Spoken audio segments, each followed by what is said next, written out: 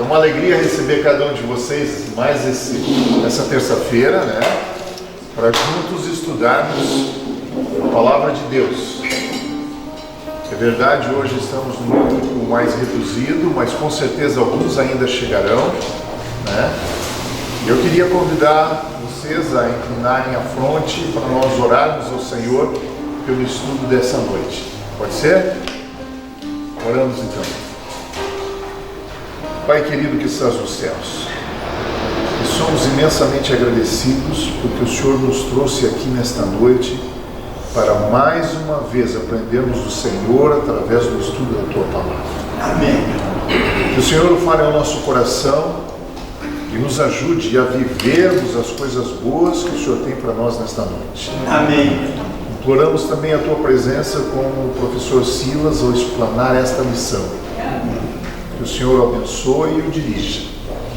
Imploramos que o Senhor seja presente na vida de cada um daqueles que está se dirigindo para cá nesse momento. Amém. Que o Senhor os traga em segurança e, acima de tudo, oramos também por aqueles que por algum motivo não poderão estar, mas que o Senhor os abençoe também, em nome de Jesus. Amém. Vamos começar no capítulo 13 do livro de Juízes, no verso de número 2 e 3. Professora Glaci, por favor. Havia um homem chamado Manoá, Isso mesmo, Manoá. que era da cidade de Zora, e pertencia à tribo de Dan. A sua mulher, que não podia ter filhos, o anjo do Senhor, apareceu a ela e disse: você não podia ter filhos, por isso nunca foi mãe, mas agora você está grávida e terá um filho. Um anjo do Senhor vem até a mulher de Manoá. Nós não sabemos o nome dela. E essa mulher recebe uma bela notícia. Ela iria ter um filho.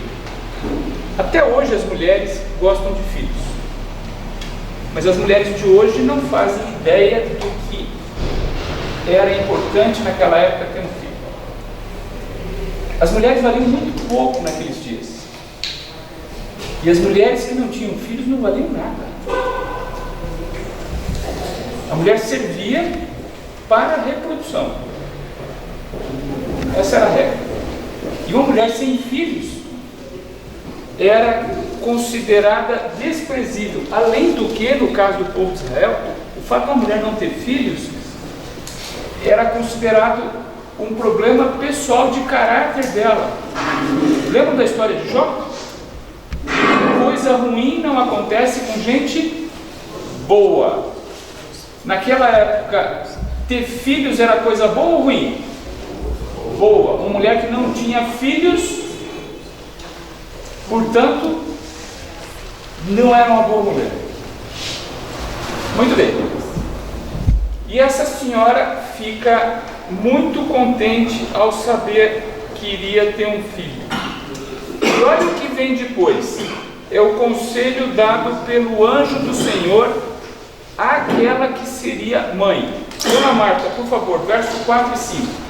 Agora, pois, guarda-te, não bebas vinho ou muita forte, nem comes coisa imunda, porque eis que tu conceberás e darás à luz a um filho, sobre cuja cabeça não passará navalha, porquanto o menino será narizeu, consagrado a Deus desde o ventre de sua mãe. E ele começará a livrar a Israel do poder dos filisteus. O anjo do Senhor, nós vamos falar um bocado mais sobre essa expressão anjo do Senhor mais à frente. O fato é que o anjo do Senhor chega para essa mãe expectante e diz a ela o seguinte: o teu menino é especial, o teu menino vai ser nazireu. Essa palavra nazireu não tem nada a ver com português. O que nós fizemos aí foi adaptar uma palavra hebraica chamada nazir, daí veio nazireu. E nazir em hebraico quer dizer separado, especial, próprio para uma atividade em particular. Ok? E olha as instruções que a mãe recebe. Primeiro, o menino não deve tomar bebida fermentada. A tradução da Nova Linguagem de hoje fala em cerveja, vai direto no ponto. Ok? Veja, isso não é bebida adequada para ninguém. É claro que eu tenho o benefício da vantagem de nunca ter tomado cerveja na vida. Se você acredita ou não é problema teu, mas eu nunca tomei cerveja na vida. Acho um horror. Eu tinha dificuldade quando criança até tomar refrigerante. Eu tomava chocomilk eu sou apaixonado. Mas negócio de bebida, Coca-Cola, Guaraná, eu levei muito tempo a me acostumar com aquelas bolinhas na boca. Cerveja então, um horror, né? Agora, se você não está convencido, abre o código de trânsito e vai ver quanto de cerveja você pode tomar para dirigir. Se o código de trânsito, se você não pode tomar cerveja para dirigir a tua vida, eu pergunto para você o seguinte: o que você acha que é mais importante, dirigir um automóvel ou dirigir a tua vida? Esse menino ele é especial, ele não devia beber bebida fermentada. Aqui está falando de cerveja, mas isso não quer dizer que ele podia beber uísque, conhaque. Você está entendendo do português, né? Não era só cerveja, era qualquer bebida que tivesse álcool. De fato, deixa eu dizer uma coisa para você. Nós vamos falar um pouco mais sobre os nazireus. Os nazireus não passavam nem perto da videira. Suco de uva é permitido. Jesus, inclusive, instituiu a Santa Ceia com suco de uva, tudo bem? O nazireu não bebia nem suco de uva. Por quê? Porque o vinho fermentado vem da videira. Então, já para evitar a aparência do problema, não vamos nem chegar perto do suco de uva. Vai que no meio da garrafa inteira tem uma uvinha fermentada. Você está entendendo? Até hoje a gente tem um provérbio que diz assim: a mulher de César não basta ser honesta, ela tem que parecer honesta, que é coisa diferente. Nesse caso aqui, o sujeito não bastava não beber bebida fermentada, ele não devia nem parecer que estava bebendo bebida fermentada. Portanto, a ideia de que ele podia beber bebida sem álcool, isso é brincadeira, né? Bom, ele também não podia comer nenhuma comida proibida. A Bíblia fala dos alimentos adequados. O nosso assunto não é esse, mas se você quiser, tem um capítulo da Bíblia, nos escritos de Moisés, que fala sobre alimentação adequada. E já vou te dar um conselho aqui. Eu não sei quanto você come de carne de porco. A Bíblia tem horror à alimentação que envolva qualquer tipo de suíno. Ok? O suíno e outros animais foram criados por Deus para um propósito próprio, para limpar o lixo da natureza. E aí eu estou falando dos crustáceos, que acabam limpando parte do lixo que está no fundo do mar, lagosta, camarão. Esse troço não é para alimentação, certo? Quer comer uma carne? Não tem problema. Vai lá naquelas carnes que são limpas, de acordo com a Bíblia. Por exemplo, a maioria das carnes que nós comemos é limpa. A carne de boi, a carne de ovelha, cabrito, essas carnes são adequadas para a alimentação. Além disso, os nazireus tinham um requisito que não está aí.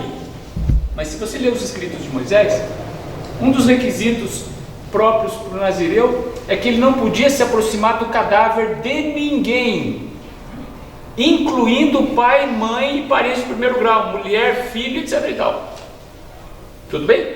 Se alguém da família morresse, ele ia fazer a cerimônia fúnebre separado de todo mundo. Ele ia chorar num canto lá, não ia se aproximar de um cadáver. E por último, os nazireus, na sua grande medida, eles tomavam também o voto de não cortar o cabelo. Nós vamos falar daqui 2 semanas de um outro nazireu que também não cortava o cabelo. Ok? Muito bem. Então, esses eram os nazireus. Mais uma informação para você sobre nazireu. Eles eram separados e atendiam um propósito específico.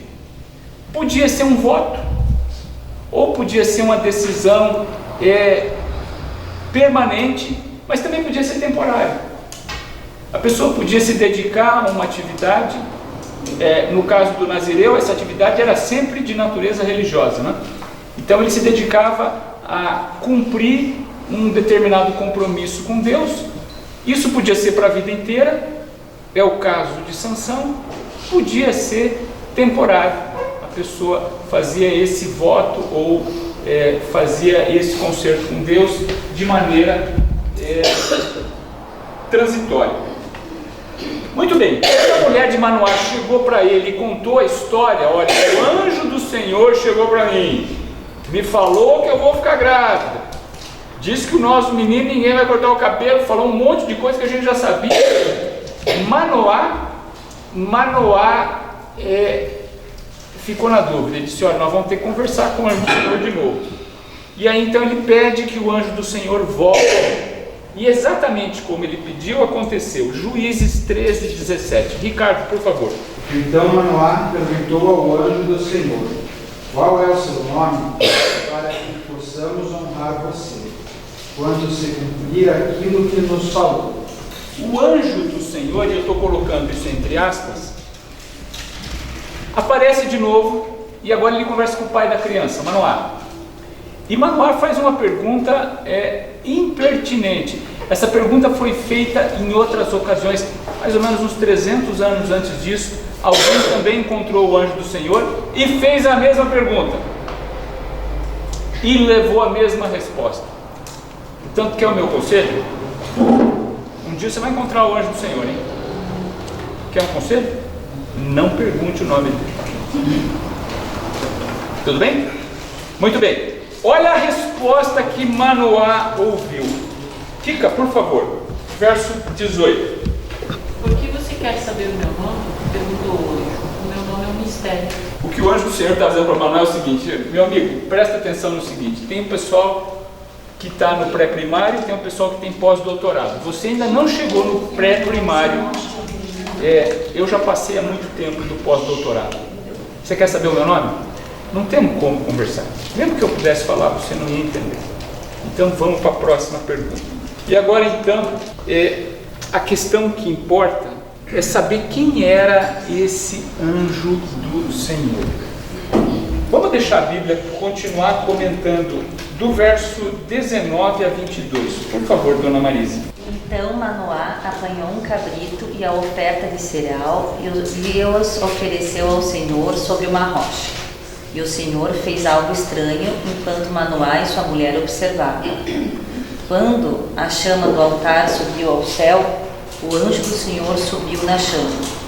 Vendo isso, Manoá e sua mulher prostraram-se com o rosto em terra. Como o anjo do Senhor não voltou a manifestar-se a Manoá e a sua mulher, Manoá percebeu que era o anjo do Senhor. Muito bem.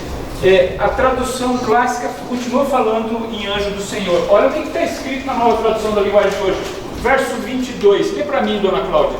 Então disse a mulher, nós vamos morrer porque vimos Deus?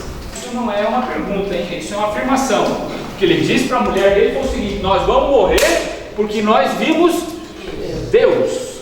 De anjo ele não tinha nada. Quem é que veio conversar com a esposa de Manoá? Deus. A segunda pessoa da divindade, nosso Senhor Jesus Cristo. Ok? E como é que eu sei? Um anjo, conforme a gente conhece, um anjo jamais iria aceitar sacrifício. Jamais. Jamais. Um anjo ia dizer que ele é criatura como você, ele ia dizer que você tem que oferecer sacrifícios a Deus, você tem que adorar a Deus. Esse ser celestial de anjo não tinha nada. Isso era Deus. Então, já falei isso em outras ocasiões e vou voltar a falar. Aliás, nós vamos falar um bocado sobre isso. Esse nosso estudo conta uma história, mas vai te ajudar a aprender um pouco mais sobre como estudar a Bíblia. Cuidado em fazer um estudo da Bíblia baseado num único verso e tentando interpretar o que está escrito ali. Você tem que lembrar o seguinte, primeiro, isso não foi escrito em português, isso foi escrito em hebraico. Esse hebraico foi traduzido por uma série de idiomas e chegou aqui para nós. Isso não foi escrito na nossa civilização. Essa história aí aconteceu 1300 anos antes de Jesus nascer, faz muito tempo. Portanto, para você entender o contexto, você tem que estudar mais da Bíblia. Não dá para se basear num único verso. Ok? Então não é porque a Bíblia nesse verso diz que é anjo, que de fato era um anjo. Você precisa estudar o contexto. Certo? Claro que existem anjos, não estou dizendo que eles não existem, mas nesse caso não era um anjo conforme nós conhecemos. E agora então, conforme nosso Senhor Jesus Cristo anunciou à mulher de Manoá, o menino nasceu. Vamos ver o que acontece. Verso 24. A mulher deu à luz a um menino e pôs-lhe o nome de Sansão. Ele cresceu e o Senhor o abençoou. Conforme Jesus tinha avisado, o menino nasceu e recebeu o nome de Sansão. Eu não sei como é que foi a tua situação quando você nasceu. De fato, eu nem sei como é que era a minha situação. Agora, uma coisa eu garanto para você: nunca ninguém me falou que o anjo do Senhor chegou para a dona Josefa e disse: olha, vai nascer um menino, ok? E eu até ia gostar daquela parte dizendo: não corte o cabelo dele. Não corte o cabelo dele. Mas não aconteceu com a dona Josefa. De fato, aconteceu com muito poucas crianças na história da Bíblia. Aí estão elas todas. Nós temos 4 crianças na história da Bíblia anunciadas por Deus. 4. A primeira é Isaac, que foi anunciado também por Deus. Quando eu falo Deus aí, é a segunda pessoa da divindade, Jesus Cristo. Foi anunciado para Abraão. Está lá o texto. A segunda é Sansão. Nós acabamos de ler. A terceira é João Batista, que também foi anunciado por pai. Chamava-se Zacarias. E aqui não foi Jesus Cristo que anunciou, de fato foi um anjo, e foi Gabriel. Gabriel é abaixo da Trindade, Deus Pai, Deus Filho, Deus Espírito Santo, aquilo que existe de mais espetacular entre as criaturas de Deus. Ok? Gabriel hoje está no lugar que um dia foi de Lúcifer. Tudo bem? Muito bem. E a quarta criança que recebeu um anúncio prévio foi nosso Senhor Jesus Cristo. E de novo o anjo Gabriel anuncia para Maria. E veja só, o primeiro e o terceiro, os ímpares aí, foram anunciados para os pais. Isaac foi anunciado para Abraão, João Batista foi anunciado para Zacarias. Jesus Cristo foi anunciado para Maria. E Sansão também foi anunciado para a mãe. Você está vendo o privilégio desse menino? Ok? Portanto, dá para dizer o seguinte: das crianças todas da Bíblia, que a mamãe recebeu uma visita celestial para se preparar para a gravidez que estava acontecendo, nós temos 2. Uma delas é nosso Senhor Jesus Cristo. Uau! E a segunda foi Sansão. E no caso de Jesus Cristo, não foi ele quem veio fazer o anúncio, né? Ele não chegou dizendo para Maria: eu vou nascer. Não, foi Gabriel que foi enviado. Agora, no caso da esposa de Manoá, Jesus veio e disse para ela. O privilégio desse menino é espetacular. E agora eu quero fazer com você uma reflexão. Presta atenção comigo aqui.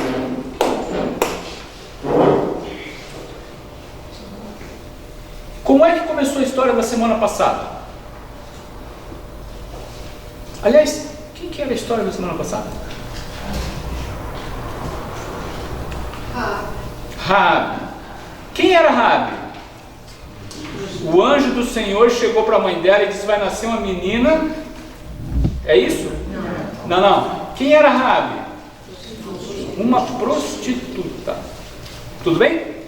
Como é que começa a história dessa semana? Me ajude, vocês já leram o verso 2 e o verso 3. Vamos falar um português claro. Quem é que veio? Jesus veio falar com a mãe da criança que iria nascer. Coloca a situação de Raabe quando ela nasceu do lado da situação de Sansão quando ele nasceu.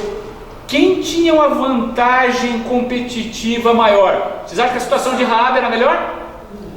Não, Raabe nasceu aonde? Jericó. A educação que ela recebeu não foi nessas coisas, haja vista que ela virou prostituta. Isso não quer dizer que toda prostituta não recebe uma educação nessas coisas, mas não é a regra, né? Um pai que cria uma filha, dificilmente, não conheço nenhum pai que tenha me dito: olha, estou criando essa menininha para ela se tornar uma prostituta. Não conheço isso, não é sonho de pai nenhum. Tudo bem? Então, Raabe nasce entre um povo pagão e ela se torna uma mulher de uma vida bem complicada. Sansão nasce no meio do povo de Deus, anunciado por Deus para um propósito todo especial. Quem é que estava na frente, assim, por quilômetros de vantagens? Não estou falando de um focinho, cabeça, rabo, ok? O negócio de focinho na frente é corrida de cavalo, né? O sujeito está fazendo a locução da corrida de cavalo, lá vai na frente um focinho, 3/4 do corpo e tal. Não, Sansão já tinha acabado o páreo, o Rabi não tinha nem saído do partidor. Tudo bem? Muito bem, vamos ver o que vai acontecer. A gente sempre faz essa contextualização para entender o que o nome da pessoa quer dizer. E quando você escutar a pronúncia do nome Sansão, eu tenho certeza que não vai soar muito hebraico para você, pelo menos não soou para mim. Olha como é que a mamãe chamava ele, não era de Sansão, chamava de Shinshon. Essa letra em hebraico aqui, olha, ela aparece 2 vezes. Parece que o nome começa aqui, né? Essa letra aqui, que aparece aqui e aqui, tá vendo aqui, ó? No nosso idioma seria um SH. Ok? SH, não o X, o SH. Shinshon. Tá até parecido que o cara nasceu em Pequim, Xangai, um negócio assim, né? Ninguém sabe o que quer dizer Shinshon. E aí então vem as teorias. A primeira é que essa palavra Shinshon é derivada da palavra hebraica Shemesh, que quer dizer sol. E Shinshon seria um diminutivo de Shemesh, e portanto nesse caso queria dizer um sol pequeno. Lembre-se que o Sol é um astro espetacular, hein? 3.500.000 vezes maior que a Terra. Qualquer Sol pequeno é uma barbaridade. Vamos dizer que ele fosse 10% do tamanho do Sol normal, seria bem pequenininho, certo, dona Cláudia? 10% de 1 metro dá quanto? 10 centímetros, é um negócio pequeno. 10% do Sol é 350.000 vezes maior que a Terra. Mas existe um outro significado para Shinshon, que seria uma derivação da palavra xamã, e xamã é destruir, portanto não é o Arnold Schwarzenegger, o destruidor, seria o Shinshon. Então nesse caso a interpretação é de que Shinshon seria destruidor. Aquilo que nós mais usamos hoje é uma definição que foi passada por Flávio Joséfos. Um comentário sobre Flávio Joséfos. Foi um judeu. Ele era um escriba, ele fazia diários.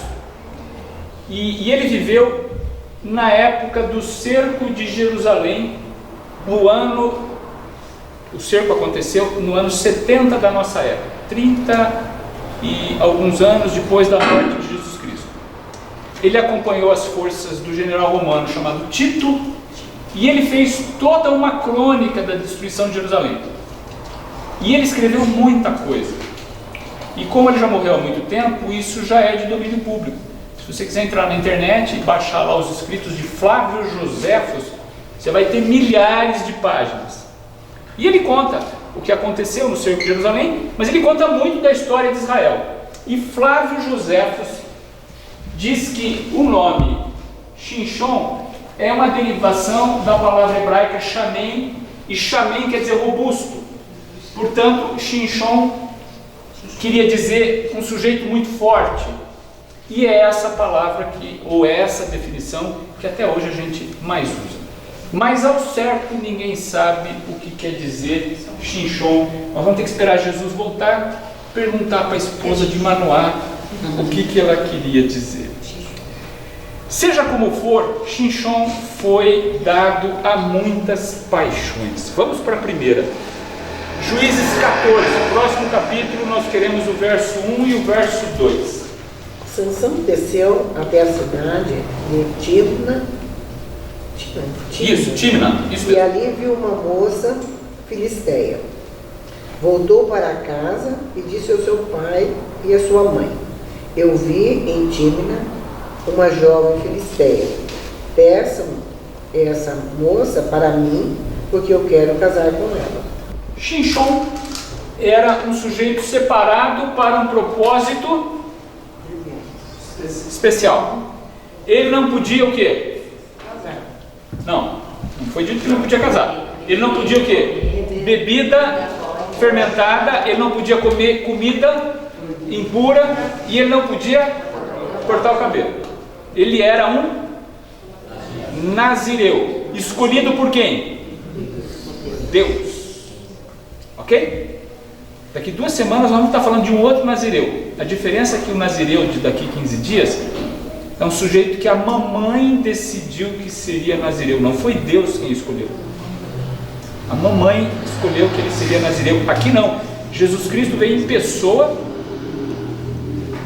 Jesus Cristo veio em pessoa. Vamos chegar, temos lugar aqui na frente. E aí então anuncia que essa criança seria uma criança especial.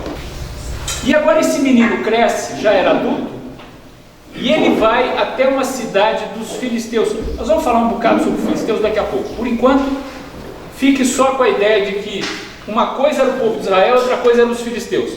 E ele vai numa cidade de filisteus, e lá ele conhece uma menina e ele se apaixona perdidamente. Nós não sabemos o nome da menina. Ele chega em casa e diz: olha papai, eu estou apaixonado. Uau! Antes da gente seguir, vamos tratar um pouquinho dessa questão. Quem eram os filisteus? Deixa uma marquinha aí no livro de Juízes, que nós já vamos voltar aí. E agora vem comigo no livro do Gênesis. Nós vamos para o capítulo 10. E os filhos de Cã são Cuxi, Misraim e Puti e Canaã. Misraim gerou a Lugim e a Anamim e a Leabim e a Naphtuim e a Patrussim e a Casluim, de onde saíram os filisteus. Uau! Chegamos, meninos. Então acompanha comigo aqui, ó. Gênesis 10. Nós lemos o verso 6 e o verso 13 e 14. Acompanhe comigo aqui, ó. Noé teve 3 filhos. Sem, de onde saíram os semitas. Por exemplo, os judeus. Cã ou Cão, de onde saíram essas nações aqui. Cuxi, a tradução que o Paulo leu fala em Misraim. A tradução da Nova Linguagem de hoje já dá o nome de quem foram os descendentes de Misraim. Eles foram os habitantes do Egito. E depois um outro país chamado Líbia e por último Canaã. Lembre-se que Canaã era justamente aquele povo que morava nas cidades que Josué tinha a missão de conquistar. Nós lemos a semana passada sobre Jericó. O pessoal que habitava na terra prometida quando Israel atravessou o Jordão, de maneira geral, eram chamados de cananeus, descendentes de Canaã. Ok? De forma geral, os descendentes de Cã ficaram mais no norte da África e alguns deles se aventuraram pelas águas do Mediterrâneo. O terceiro filho de Noé era Jafté, e a gente acredita que Jafté acabou gerando os europeus, essa turma que veio mais para o norte. Ok? Muito bem. Agora então, me interessa o seguinte. Cã teve um filho chamado Misraim ou Egito. E agora então vamos para o que aconteceu com esse sujeito. Esse Misraim ou Egito, ele gerou uma série de filhos. Um deles chamado Casluim. Ninguém sabe ao certo exatamente quais as regiões que esse povo conquistou, mas acredita-se, é muito forte a ideia de que esse sujeito chamado Casluim gerou uma série de navegadores que se aventuraram pelo Mediterrâneo afora. Lembre-se que, para você entender a história do dilúvio, você tem que saber onde as coisas aconteceram. Provavelmente a Arca de Noé ficou em algum lugar de onde é a Turquia hoje, portanto muito próximo do mar Mediterrâneo, e o mar Mediterrâneo era o mar que eles conheciam. Nessa época ninguém conhecia o Oceano Atlântico, Índio, Pacífico. Brasil, isso não existia, ok? Muito bem. Esses descendentes de Mizraim ou do Egito, alguns foram navegar no Mediterrâneo e a gente acredita que eles colonizaram a ilha de Creta. A ilha de Creta é uma ilha que fica bem no meio do Mediterrâneo. E é daí que saem os filisteus. Então comigo aqui, ó. Quando o povo de Israel chegou, já havia uma colônia de filisteus que colonizavam o litoral de Israel. Aliás, o nome de uma das cidades que eram consideradas dos filisteus existe até hoje. Uma das cidades famosas dos filisteus eram 5 cidades. Uma delas era a cidade de Gaza. Palestina, né? Ok? E hoje você conhece muito essa cidade e a gente ouve falar até da faixa de Gaza. Eu não estou dizendo que os palestinos de hoje são descendentes dos filisteus. Isso é outra conversa. A cidade continua tendo o mesmo nome. Aliás, a cidade de Jericó existe até hoje também. É uma das cidades mais antigas do mundo. Portanto, os filisteus eram descendentes de Casluim, que por sua vez era descendente de Mizraim. Provavelmente eles tinham vindo de Creta, vindo do Egito, que eram descendentes de Cã, descendentes de Noé. Os filhos de Israel saíram de um outro braço dos descendentes de Noé. Tudo bem? Muito bom. E agora, veja o que acontece quando Josué, o personagem nosso de 2 semanas atrás, estava bem velho. Vamos para o livro de Josué. Você está em Gênesis. O próximo é Êxodo, Levítico, Números, Deuteronômio, Josué. Josué aqui já era um general experimentado, ele estava perto do fim da sua carreira, 13, 1 e 2. Era Josué, porém, já idoso, entrado em dias, e disse-lhe o Senhor: já estás velho, entrado em dias, e ainda muitíssima terra ficou para se possuir. Esta é a terra ainda não conquistada, todas as regiões dos filisteus e toda de Gesur. Portanto, a região que era habitada pelos filisteus tinha sido conquistada no dia de Josué? Não. E agora vamos voltar para Juízes 13. Nós já estivemos lá. Usa aquela tua marquinha, Juízes 13. Agora vai me interessar o verso 1. Dona Silvia, por favor. Os israelitas voltaram a fazer o que o Senhor reprova, e por isso o Senhor os entregou nas mãos dos filisteus durante 40 anos. Essa era a situação que Sansão enfrentava quando ele escolheu que ele ia se casar com a menina de Tímina. Essa menina era uma filisteia. Portanto, os filisteus nessa época eram o quê? Grandes aliados do povo de Israel. É isso que está escrito aí? Não. Os filisteus eram o quê? Inimigos. O povo de Israel estava sofrendo na mão deles. Sansão tinha sido escolhido para um propósito especial, sim ou não? Qual era o propósito? Livrar Israel dos filisteus. Você está entendendo o meu português? O sujeito não aguenta. Lembra da época do Maradona? Não aguentava o Maradona. Muito bem. Aí ele tem um único filho, e o filho vai e se apaixona por uma argentina. Você está entendendo como é que fica a situação? Daí a pouco ele vem para casa com a camisa do Maradona. Não dá um negócio muito certo? Olha o que acontece com os pais de Sansão. Veja qual foi a reação deles. Juízes 14, verso 3. Porém seu pai e sua mãe lhe disseram: não há, porventura, mulher entre as filhas de teus irmãos ou entre todo o meu povo, para que vás tomar esposa dos filisteus, daqueles incircuncisos? Disse Sansão a seu pai: tome-me esta, porque só desta me agrada. Uau. Rapaz, não tem tanta brasileira bonita, como é que tu vai se apaixonar por uma argentina, tia? Argentina. E aí o cara responde pro pai o quê?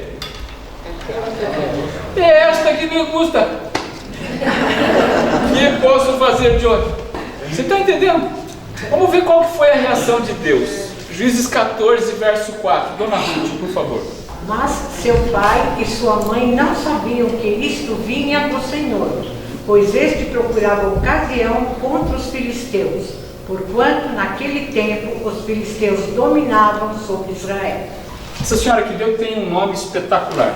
Aliás, o nome dela é o assunto da nossa conversa da semana que vem. Ok? O personagem da semana que vem é Ruth. E é uma história...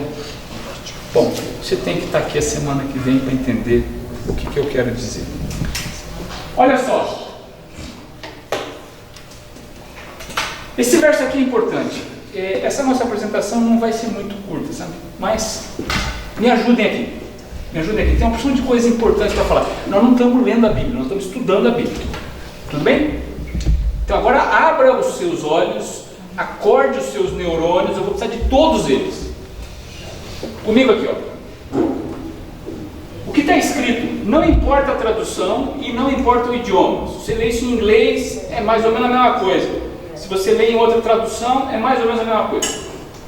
Eu vou ler aqui a nova tradução da linguagem de hoje. O pai e a mãe de Sansão não sabiam que era o Senhor Deus que o estava orientando para fazer aquilo. O que está escrito aí? Que Deus tinha dito para Sansão: você vai a Tímina, e lá tem uma menina filisteia, e você vai casar com ela. É o que está escrito aí. Tudo bem? Muito bem. Agora, aqui vem a lição importante. O grande problema com a Bíblia é que as pessoas tiram conclusões assodadas da Bíblia a partir de um único verso. E se eu for fazer isso, eu sou capaz de provar para você que Deus não existe. E eu vou provar na Bíblia. Tem 2 pedaços do livro de Salmos que diz que Deus não existe. 2 vezes. Então eu sou ateu graças à Bíblia. Posso tirar essa conclusão. Uma outra conclusão bastante assodada da Bíblia é dizer que a Bíblia defende o homossexualismo. Porque Jesus defendia isso claramente. Jesus disse assim: amai-vos uns aos outros. Jesus jamais disse amai-vos uns às outras. Você está entendendo o meu português? Cuidado com aquilo que você lê na Bíblia, para você não tomar uma interpretação errada a partir de um único texto. A Bíblia é um conjunto muito grande.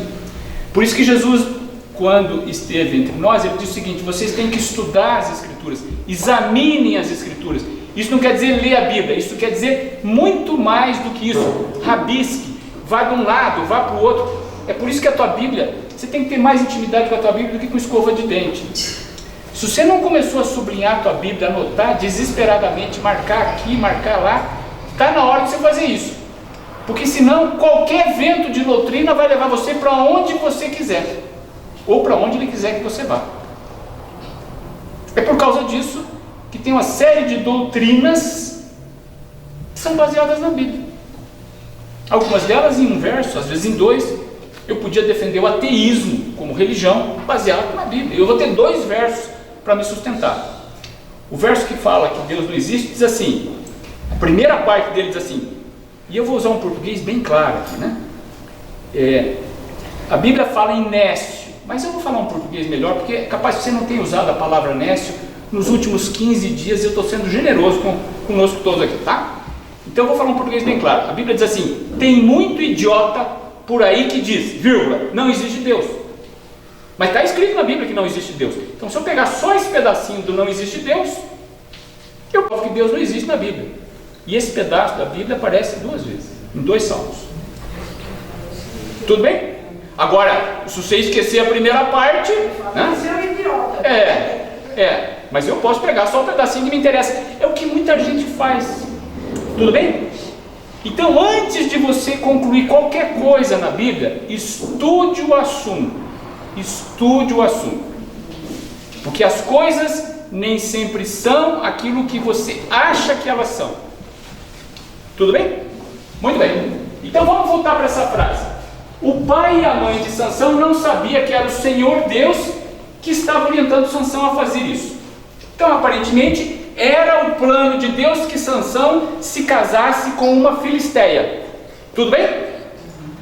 A pergunta é, será que é isso mesmo? Vamos deixar Deus falar. E agora, veja, aqui não é Deus falando, não tem esse verso aqui, pessoal, me ajudem aqui, ó. Não tem um abre aspas, assim diz o Senhor para Sansão, vai a Tímina, rua São Pedro, 637, apartamento 23, tem uma menininha bonitinha lá, casa com ela. Não tem um assim diz o Senhor para Sansão aí, tem? Não. Essa conclusão foi deduzida por quem escreveu. Vou deixar o Senhor falar. Deuteronômio, pode marcar de novo o livro de Juízes, que nós vamos voltar aí daqui a pouco. Deuteronômio 7, 2 a 4. O Senhor entregará esses povos nas suas mãos, e vocês os atacarão e destruirão completamente. Não façam nenhum acordo de paz com eles, nem tenham pena deles.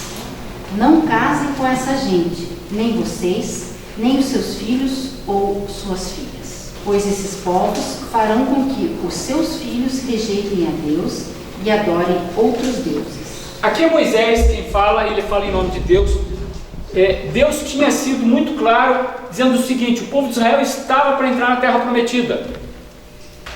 E Moisés diz assim para o povo, diz, olha, eu estou falando aqui especialmente para aquela garotada com os hormônios todos à flor da pele, tudo bem? Aquelas menininhas loucas para casar, ok?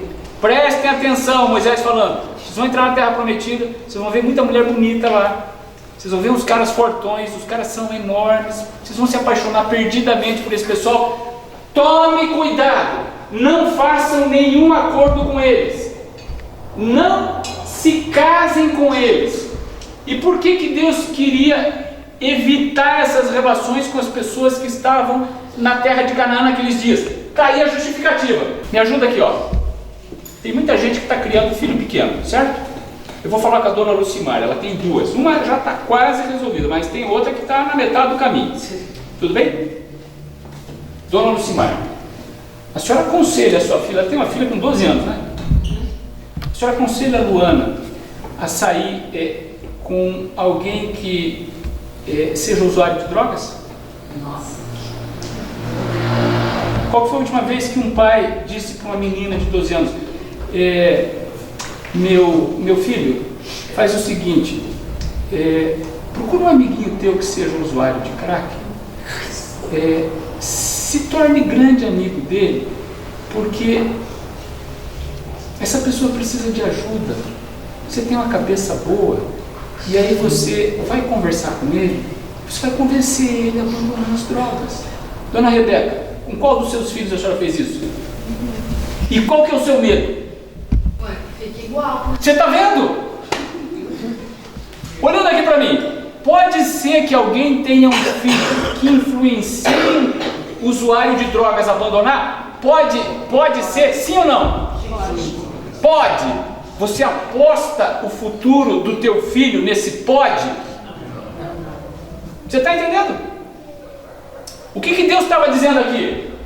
Pessoal, eu gostaria muito que esse pessoal se arrependesse. Aliás, se ele tivesse se arrependido, eu teria arrumado outra terra para vocês, não precisavam nem tomar a terra dele. Agora, sabe o que vai acontecer? Esse pessoal não vai se arrepender. E a chance de vocês fazerem igualzinho que eles fazem é enorme. É enorme. De 0 a 10 a chance é 12. Você está entendendo? Portanto, não vão se meter com essa gente. Eles são bonitinhos? São. Mas não vão se meter com essa gente. Vocês vão se dar mal. Agora eu vou voltar no verso anterior. Você consegue ver alguma harmonia entre os dois versos? Sim ou não? Não. Dá a impressão que um verso diz uma coisa, outro verso diz outra. E a partir daí então, você pega o verso que te convém e você passa a defender uma doutrina. Tudo bem? Bom, então vamos voltar a estudar esse verso aqui. Primeiro, esse segundo verso aqui é muito mais autoritativo, sim ou não? Sim. quando fala do assunto de casamento entre o povo de Israel e os cananeus, esse verso é autoritativo? Sim ou não? Claro que é. Quem está falando é Moisés, que conversava com Deus face a face. Tudo bem? Então, agora a questão é, como é que eu vou harmonizar o segundo verso com esse aqui? Aquele que diz que era plano de Deus que Sansão casasse com a menina bonitinha de Tímina. Tudo bem? Bom, eu tomei cuidado de correr no original hebraico e ver da onde veio essa palavrinha que foi traduzida no português como o. Essa palavrinha faz toda a diferença, porque é ela que diz que o quem? O Senhor. O Senhor. Foi coisa do Senhor. Tudo bem? É ela que faz toda a ligação errada. E olha uma das possíveis interpretações ou das traduções para essa palavra. Primeiro, a palavra em hebraico é min, está aqui. E está aqui o min, ó. Essa palavrinha aqui que aparece nos textos em hebraico. E essa palavra min pode significar também através de. E se isso for através de, abre margem para outras interpretações.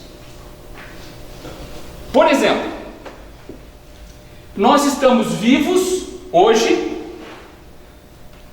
me ajudem, porque nós temos energia própria, é isso? Não. Nós estamos vivos, me ajudem, através da vontade de Deus. Dizendo de outra forma, qualquer coisa que aconteça aqui, Deus pode impedir, sim ou não? Sim. Claro que pode.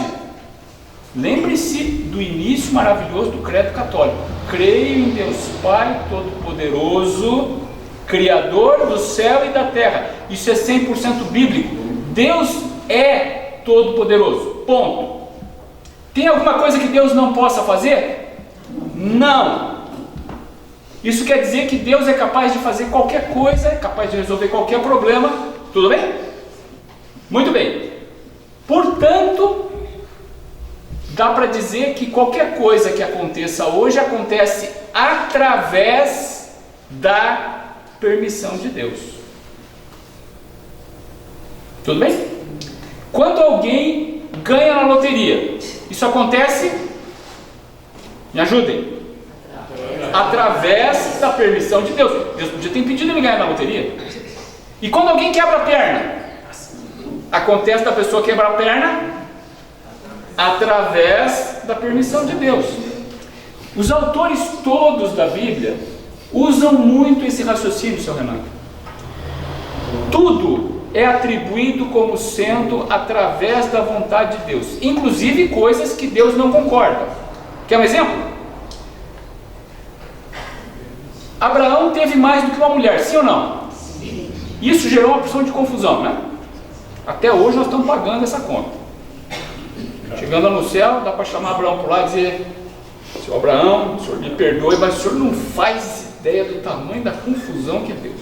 Tudo bem? Muito bem. Deus podia ter impedido? Sim ou não? Sim. Podia. Deus impediu? Não. Agora, era da vontade de Deus que Abraão tivesse várias esposas? Não era. Não era. Tudo bem? Agora, através da vontade de Deus, isso aconteceu. Vou dar um outro exemplo para você. Mais à frente nós vamos estudar a história de um rei de Israel, o primeiro deles. E ele se afastou tanto de Deus, que chegou uma hora que Deus disse: tá bom, se você quer, pode ir, eu continuo aqui. E ele se afastou de Deus. E aí tem um verso da Bíblia que diz assim: e então um espírito imundo. Espírito imundo é sinônimo de um capetinho. Então um capetinha da parte do Senhor tomou conta do rei de Israel. Então quando você lê esse texto, um espírito imundo da parte do Senhor tomou conta de fulano, dá a impressão que Deus tem lá uns capetinhas de estimação, que ele fica guardando para um momento especial, dizendo: agora então faz o seguinte, tu vai lá e vai atazanar a vida daquele desgraçado. Percebeu? sentido disso, pessoal? Tudo bem? Como é que o espírito imundo da parte do Senhor toma conta de alguém? É isso que aconteceu? Não, claro que não. Deus podia ter impedido que isso acontecesse? Sim ou não? Sim. Deus não impediu. Portanto, aconteceu através do Senhor Deus. Está claro isso? Jesus, quando esteve aqui entre nós, alertou para você tomar cuidado, porque no dia da volta dele, muita gente vai dizer: mas Senhor, a gente fazia isso e aquilo, tudo em seu nome. A gente lia a Bíblia, a gente estudava a Bíblia, a gente ia na igreja, a gente desenvolvia dízimo, a gente acreditava nessa doutrina, naquela doutrina, nós sabíamos decorar os 10 mandamentos. Senhor, como é que nós estamos aqui no fogo do inferno? E Jesus vai dizer para eles: olha, eu nunca conheci você. Qual que é o problema desse pessoal? Eles conheciam a Bíblia, sim ou não? Sim. Sim. Mas eles tinham a interpretação deles para a Bíblia. Vamos continuar a nossa história. Eu disse para você que Sansão era um sujeito dado a muitas paixões. Vamos para a segunda delas. Juízes 16, verso 1. Sansão em Gaza. Sansão foi a Gaza e viu ali uma prostituta e coabitou com ela. Essa expressão coabitou na Bíblia é uma expressão muito usada e ela é sinônimo de ter relações sexuais com. Então Sansão tinha esquecido a menina de Tímina. Na verdade, a história da menina de Tímina acaba de uma forma trágica. A gente não vai ter tempo para entrar nesse detalhe. E agora Sansão se apaixona a segunda vez, e dessa vez por uma prostituta. Tudo bem? E aqui então não resta a menor dúvida que o Senhor não tinha nada a ver com isso, né? Não, foi da vontade do Senhor. Não foi da vontade do Senhor. Mas Sansão era um sujeito que gostava de viver perigosamente, né? Aliás, atração fatal não foi uma invenção do Michael Douglas. Sansão já sabia o que era atração fatal bem antes disso. Juízes 16:4. Depois disso, Sansão se apaixonou por uma mulher chamada Dalila, que morava no vale de Soré. Uau! Sansão era apaixonado pelas filisteias, né? Primeiro a menina de Tímina, depois uma prostituta e por último Dalila. Quando os filisteus ficaram sabendo que Dalila tinha conseguido conquistar o coração de Sansão, eles fazem um pedido para ela. Juízes 16, verso 5. E os governadores das 5 cidades dos filisteus foram falar com ela. Eles disseram assim: dê um jeito de Sansão contar a você por que é que ele é tão forte e como é que podemos dominar. Amarrar e deixar sem defesa. Se você fizer isso, cada um de nós lhe dará 1.100 vacas de prata. Sansão era um dos homens mais fortes que já existiu. A Bíblia diz que ele luta com um leão e mata um leão com a mão, sem arma nenhuma. A Bíblia menciona outras batalhas onde ele lutava. Sansão, na verdade, era o exército de um homem só. Quanto tem lá fora? 3.000? Não tem problema. Ele passou a mão no pedaço que sobrou da cabeça de um jumento e saiu distribuindo todo tipo de pancada. No final, não tinha sobrado ninguém vivo. Vamos ver o que acontece então a partir daí. O verso 6. César, por favor. Juízes 16, verso 6. Então Dalila pediu a Sansão: por favor, me conte o segredo da sua força. Se alguém quiser amarrar você e deixar sem defesa, o que é que deve fazer? Se tem uma lição que os homens aprendem mais cedo ou mais tarde, é que as mulheres são absolutamente irresistíveis. Ok? E a gente já sabia isso desde o paraíso. Lembra da história de Adão e Eva? Benzinho, só uma mordida. Lembra disso? Bom, e agora então Dalila chega para Sansão e diz: olha, se você me ama, conta para mim o segredo, porque eu não vou contar para ninguém. Agora, se você não contar para mim, é porque você não me ama. Você está entendendo isso? Ai, Dalila. E aí Sansão começa uma brincadeira perigosa, né? Vamos para o verso 7. Respondeu-lhe Sansão: se me amarrarem com 7 tendões frescos, ainda não secos, então me enfraquecerei e serei como qualquer outro homem. De fato, aqui Sansão começa a brincar com Dalila. Ele diz: olha, faz o seguinte, é fácil. Você quer me prender? Tranquilo. Pega lá, vai lá na lojinha de secos e molhados, ali na esquina central de Gaza, e compra cordas novas, 7 delas, me amarra, eu vou me tornar uma pessoa comum. Dalila tenta isso e não dá certo. E Sansão continua brincando com fogo. Verso 13. E disse Dalila a Sansão: até agora zombaste de mim e me disseste mentiras. Declara-me, pois, se agora com que poderias ser amarrado. E ele lhe disse: se teceres 7 tranças dos cabelos da minha cabeça com os laços do tear. E ela as fixou com uma estaca e não disse-lhe: os filisteus vêm sobre ti. E agora então Sansão inventa mais uma outra história. Ele diz: não, veja, eu estava brincando com você a primeira vez, mas você sabe que eu tenho um cabelo comprido, e se você fizer 7 tranças no meu cabelo e pegar essas 7 tranças e prender com um pino bem pesado num lugar que seja bem resistente, eu perco toda a minha força. Ela faz Sansão dormir, faz as tranças, prende a cabeleira dele na parede. Ele acorda, derruba a parede, solta a cabeleira e continua brincando com fogo. E agora então o verso 16 e o verso 17.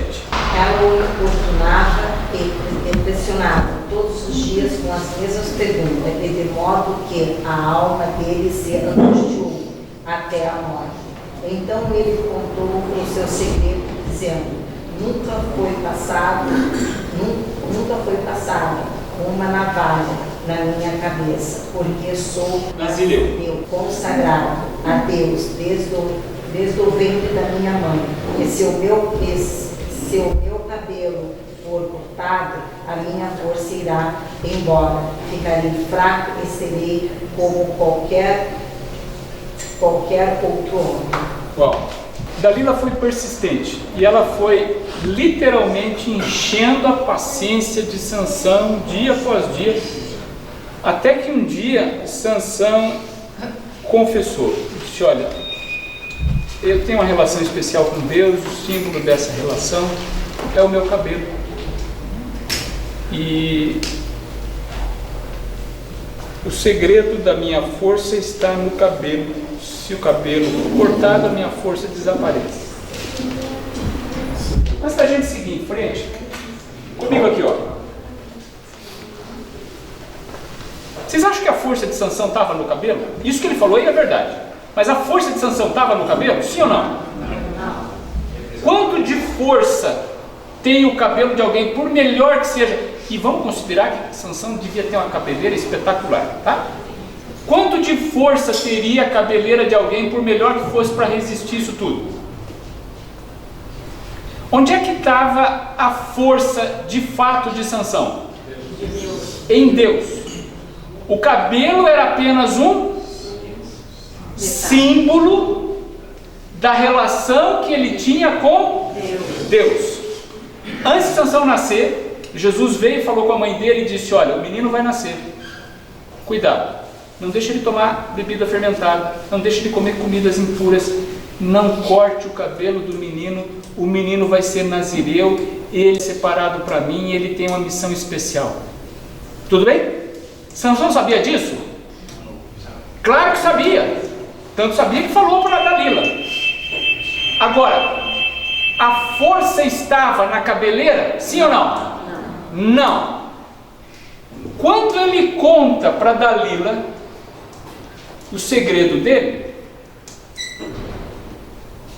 é mais ou menos como se ele dissesse o seguinte: veja, Deus me escolheu,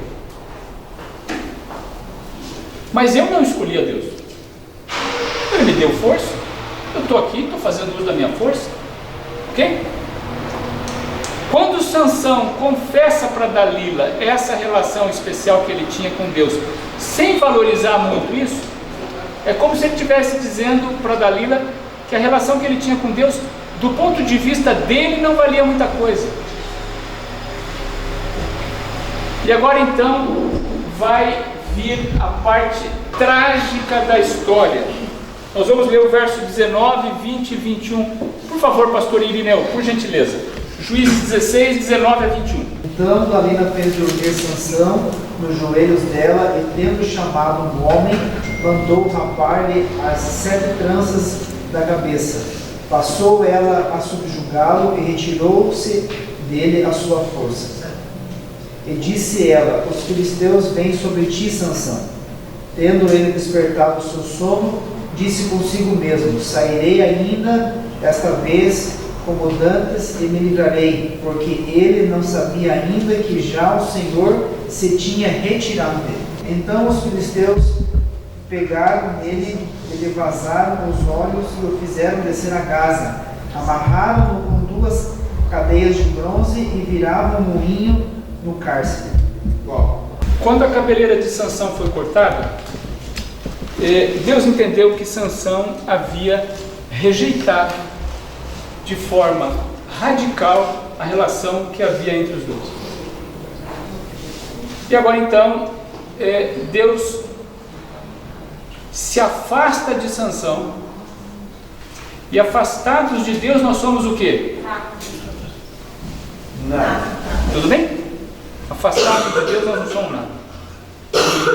Olha o que acontece com aquele que nascera para ser o mais forte dos homens quando o Senhor o abandona. Primeiro, os seus olhos são furados. Você consegue imaginar isso? Segundo, ele é preso com correntes. E depois ele passa a virar a pedra de um moinho. Eu não sei se você tem ideia do que é isso. Essa questão de virar pedra de moinho era usada, tem alguns lugares que se usa hoje, mas hoje a gente tem um recurso melhor para isso. É basicamente para você triturar grãos. Você tem o milho, você quer fazer farinha de milho, você tem que triturar o milho. Você tem o trigo, quer fazer farinha de trigo, tem que triturar o trigo. E como é que você faz isso? Naquela época, eles colocavam um animal, quase sempre um animal de carga muito forte, de preferência um boi muito forte, em cima, aqui no pescoço, uma canga para manter o boi preso. Essa canga, um pedaço de madeira, uma tora enorme, e essa canga estava presa lá no centro numa pedra muito pesada, e embaixo dessa pedra eles colocavam grãos. E aí o boi ficava andando assim como se fosse uma roda, e na medida que ele andava nessa roda, essa pedra ia se mexendo e ia triturando os grãos. O sujeito tinha que fazer uma força descomunal, como se fosse um trator. Sansão tinha força? Não. Vocês já imaginaram o que deve ter sido isso? Você trabalhar que nem um boi, com a canga na cabeça, com os olhos vazados, com a corrente nos braços. Isso tudo sabendo que você até pouco tempo era... Vamos voltar da história da semana passada? A história da semana passada era a história de uma prostituta, tudo bem? E essa prostituta fez o quê? Qual foi a grande virtude dela? Por isso que nós falamos até hoje dela. Ela escolheu o Deus de Israel. Ela não tinha visto os milagres do Êxodo, e ela decidiu que ela ia fazer parte do povo de Israel. O que aconteceu com essa prostituta, entre aspas? Foi perdoada. O que mais? Foi aceita entre o povo de Israel. O que mais? É uma das ascendentes do rei Davi, e por consequência de nosso Senhor Jesus Cristo. Uau! Ela começou como? Pessimamente. Mal é ruim, mal é pouco para a situação dela. Péssima a situação dela. E como é que ela terminou? Espetacular. Espetacular. Lá no céu não vão ter mais do que umas 60, 70 mulheres como Raabe. Uma delas é Maria. Você já imaginaram você poder dar um abraço naquele conjunto de mulheres, entre Maria, mãe de Jesus, e Eva, aquele conjunto de mulheres que ao longo da história cuidou do DNA humano, que até hoje corre nas veias de nosso Senhor Jesus Cristo, segunda pessoa da divindade? Tem algo maior do que isso? Uau! Agora vamos para a história dessa semana. Como é que ela começa? Espetacular! Jesus vem e diz: olha, você vai ter um menino, o menino vai ser especial. Olha onde é que nós vamos parar, pessoal. O menino da esposa de Manoá estava com os olhos furados, estava preso em corrente e trabalhando que nem boi. Só faltava castrar o rapaz. O resto eles fizeram. O grande evento daquele ano para os filisteus foi a conquista que Dalila proporcionou. E eles resolveram dar uma festa de arromba. Vamos ver o que acontece? Juízes 16, 23. Seu Renato, por favor. Os governadores filisteus se reuniram para fazer uma festa e oferecer um grande sacrifício ao seu deus Dagom. Eles cantavam: o nosso Deus entregou o nosso inimigo Sansão nas nossas mãos. Uau! E agora então, os filisteus estão celebrando o momento de vitória, todo mundo nas ruas, a seleção tinha batido o time adversário de goleada, mas a vitória sobre Sansão não era suficiente, eles precisavam tripudiar. Vamos ver o que acontece? Verso 25, Juízes 16, 25. Alegrando-se-lhes o coração, disse ela: mandai vir Sansão para que nos divirta. Trouxeram Sansão do cárcere, o qual os divertia, quando os fizeram estar em pé entre as colunas. E agora então eles trazem Sansão para a festa apenas para se divertir com Sansão. Olha a situação do cidadão, hein? Aquele que tinha nascido para ser o libertador de Israel se torna o quê? Motivo de chacota. Um ceguinho com as mãozinhas amarradas. Juízes 16, 27. O templo estava cheio de homens e mulheres. Os 5 governadores filisteus estavam lá. Havia no terraço mais ou menos 3.000 homens e mulheres olhando para Sansão e se divertindo à custa dele. A situação de Sansão era a pior situação que um homem pode chegar. Depois disso, não tinha muito mais o que dar errado na vida dele. Você está entendendo isso? Um sujeito que tinha tudo. Um dos únicos 2 meninos que foram anunciados para nascer para a mãe. O outro foi Jesus. Um dos únicos 2 meninos que Deus veio em pessoa anunciar. Isaac foi Deus anunciando para Abraão. A situação de Sansão era mais do que espetacular. Ele era o líder de Israel, ele era para ser o libertador do povo de Israel. Você quer que eu fale em português mais claro? Provavelmente o plano de Deus é que um dia iria nascer um menino em Belém, de uma mulher chamada Maria. Esse menino não seria filho de Davi, ele seria filho de Sansão. Vocês já imaginaram isso? Jesus, filho de Sansão. Sansão tinha tudo para ser o grande homem. E Sansão joga tudo fora através de escolhas erradas. E veja, não foi uma escolha, foram pelo menos 3, além de outras coisas que provavelmente a Bíblia não menciona.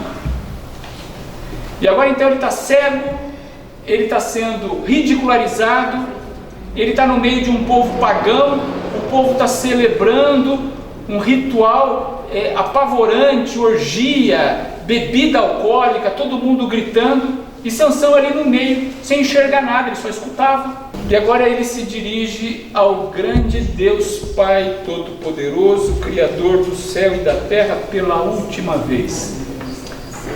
O que é que você faria se você tivesse uma única oração restando? Sansão orou ao Senhor dizendo: ó Senhor meu Deus, peço que lembres de mim. Por favor, dá-me força só mais esta vez, desde que eu, de uma só vez, me vingue dos filisteus, por terem furado os meus olhos. Sansão se lembra que tudo começou com Deus. E se tinha alguém que podia resolver o problema dele, era Deus. Ele tinha algum mérito para se dirigir a Deus? Não, nenhum. Ele sabia disso. Em momento nenhum está dito aí que ele se dirigiu a Deus dizendo o seguinte: Senhor, onde é que o Senhor estava quando me furaram os olhos? Ele sabia onde que Deus estava. No mesmo lugar que Deus estava quando ele disse: olha, o menino não deve cortar o cabelo. E agora então vamos ver o final de Sansão sob a perspectiva humana. O verso 29 e 30. Doutor Alexandre, por favor. Abraçou-se, pois, Sansão com as duas colunas do meio em que se sustinha a casa, e fez força sobre elas, com a mão direita em uma e com a esquerda na outra. E disse: morra eu com os filisteus. E inclinou-se com força, e a casa caiu sobre os príncipes e sobre todo o povo que nela estava. E foram mais os que matou na sua morte do que os que mataram na sua vida. Sansão fez força, Deus retornou a força dele. Sansão fez força, as colunas que davam sustentação ao templo desabaram, o templo veio abaixo, morreu todo mundo, inclusive Sansão. Ele sabia que ia morrer? Sabia. Quando alguém propositalmente produz uma situação onde ele sabe que vai morrer, isso é o quê? Suicídio. Muito bem. Veja como começa a história e veja como termina. Começa com Deus anunciando e termina com um suicídio. Mas como a gente sempre faz nessa série, o importante não é a história, o importante é o que essa história nos ensina sobre Deus. E a primeira coisa que a gente aprende aqui é o seguinte: olha só, e agora eu estou falando com os Sansãos e com as Dalilas que estão me ouvindo, tá bom? Presta bem atenção porque o assunto é com você. Sansão errou? Sim ou não? Sim. Errou. Ele errou muito ou errou pouco? Uma barbaridade. E é só Sansão que erra, certo? Vamos deixar a Bíblia falar? Tiago, capítulo 3, verso 2. Professora Guaci, por favor, lê para mim. Eu preciso da tradução da nova linguagem de hoje para esse verso. Todos nós sempre cometemos erros. Quem não comete nenhum erro no que diz é uma pessoa madura, capaz de controlar todo o seu corpo. Olha só. Quantos cometem erros? Olha o que está escrito aí. Sim ou não? Sim. Isso é uma forçação de barra, certo? Nós que somos cristãos do século 21, assim? E agora que me permita falar para os adventistas do sétimo dia. Os adventistas do sétimo dia não cometem erro nenhum. É isso? Dona Madeleine, uma adventista de carteirinha. A senhora se considera perfeita, Dona Madeleine? Vamos falar com o Sansão da Dona Madeleine, seu Florisvaldo Aquino. O senhor se considera perfeito, seu Florisvaldo? O seu Florisvaldo é uma referência nossa. É uma referência nossa. É um privilégio para nós contar com o seu Florisvaldo. Ele tem uma história de vida espetacular. Pastor Irineu. Pastor Irineu não tem a mesma experiência do seu Florisvaldo, mas o pastor Irineu é pastor. Pastor, o senhor se considera perfeito? Sou o pior. E olha, eu garanto para você que não existe nenhum exagero de retórica nisso que ele falou. Ok? Presta atenção no seguinte: quantos de nós erram? Todos. Eu tinha colocado nessa apresentação, é que ficou com muitos slides, ela já é comprida, tá? Tinha bem mais, tá? Eu tinha colocado um texto de Isaías, onde Deus diz assim, Deus falando para o povo de Israel: o que vocês fazem de bom é como trapos de imundícia. Deus está falando o que vocês fazem de bom, trapos de imundícia. Eu sei que vocês já comeram, então agora eu vou acabar com a fome de vocês no resto da noite. Pode ficar sossegado que ninguém vai querer comer nada mais. Comigo aqui, ó. Eu vou traduzir para você o que está escrito no original hebraico por trás dessa expressão trapos de imundícia. Tudo bem? Comigo aqui, ó. A expressão hebraica por trás de trapos de imundícia era usada para definir tiras de pano que as mulheres usavam ao longo do ciclo menstrual para conter o fluxo de sangue. Você entendeu meu português? Então agora eu vou traduzir Isaías na nova linguagem de hoje, Deus falando conosco. O que vocês fazem de bom é igual a absorvente higiênico usado. Isso que vocês fazem de bom. Você imagina? Tudo bem?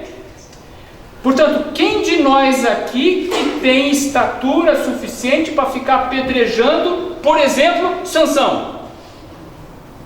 Quem?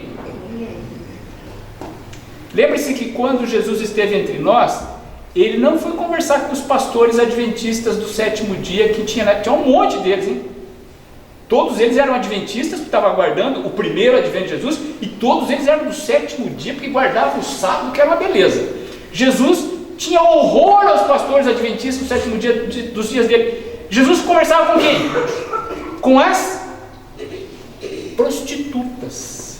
E uma vez Jesus disse isso para eles: as prostitutas vão chegar antes de vocês no céu, vão sentar na primeira fila. E por que isso? Como é que um pastor, um sacerdote, nos dias de Jesus eram os fariseus? Eles aguardavam a vinda de Jesus e eles guardavam o sábado. Por isso que eles eram adventistas e eram do sétimo dia. Como é que Jesus diz para um doutor da lei, para um fariseu, que uma prostituta está em melhor condição para a salvação do que ele?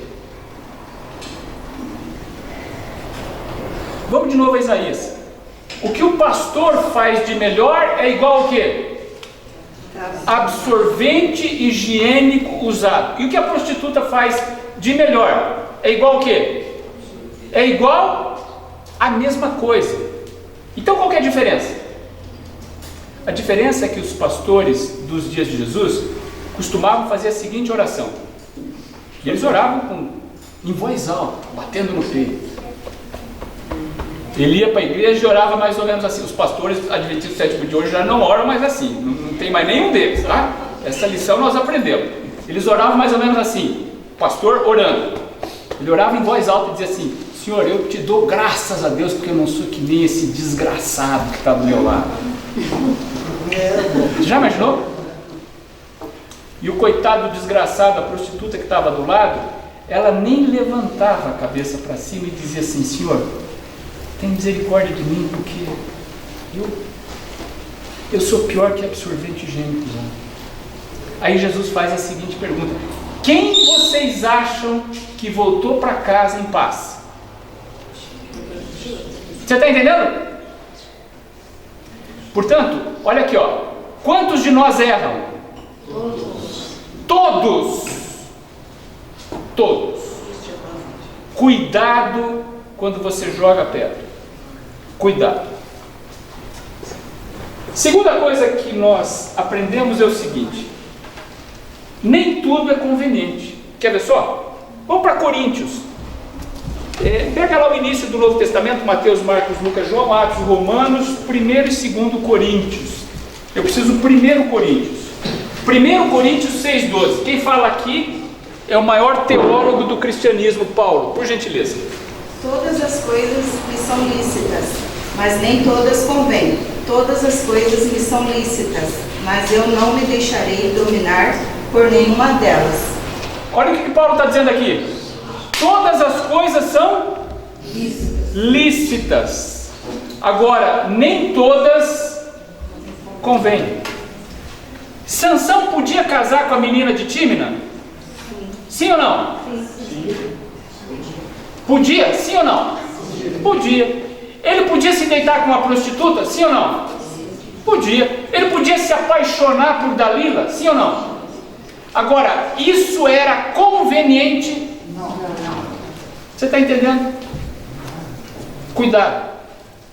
Tem muita coisa que é permitida. E tem muitas coisas que, mesmo sendo permitidas, não são convenientes.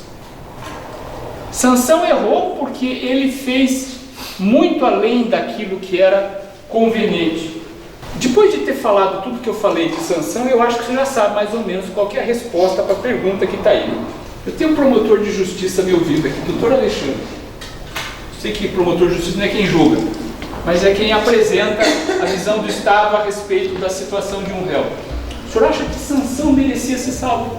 Nem Sansão, nem ninguém, né? Mas tem uns caras que a gente olha para a história e diz assim, não, esse aí não tem condição. Concorda comigo? Vou dar um exemplo para vocês de um rei de Israel. O nome dele era Manassés. Manassés, rei de Israel. Olha o que ele fez. Ele colocou todo tipo de altar pagão no pátio do templo de Israel. Todo tipo. Astarote, Baal. Ele sacrificou filhos dele, queimados, vivos, a deuses pagãos. A Bíblia diz que Manassés era dedicado a todo tipo de bruxaria, de feitiçaria, era agourento, adivinho. Olha, nos dias de Manassés havia um profeta em Israel, o nome dele é Isaías, que escreveu um dos grandes livros do Velho Testamento. E Isaías vivia dizendo para Manassés que o que ele fazia não estava certo. Um dia, Manassés se encheu. E daí mandou um recado, via WhatsApp lá para a turma da guarda dele, o seguinte: olha, eu quero que amanhã vocês tragam Isaías aqui. Trouxeram Isaías na frente de Manassés. Aí mandou chamar o carpinteiro do palácio e disse o seguinte: serra o desgraçado no meio aqui. E aí alguém amarrou Isaías de um lado lá, as pernas do lado aqui, e o sujeito meteu o serrote mais ou menos aqui e serrou Isaías no meio. Agora eu pergunto para vocês, um sujeito que é capaz de serrar o profeta Isaías vivo, e foi assim que Isaías morreu, é capaz de queimar filhos, é capaz de trazer para dentro do templo qualquer tipo de altar pagão, um sujeito que é feiticeiro, agourento, etc e tal, um sujeito desse merece ser salvo? Não. Você queria ser vizinho de cerca de Manassés no céu? Você está entendendo? Bom, Sansão merecia ser salvo?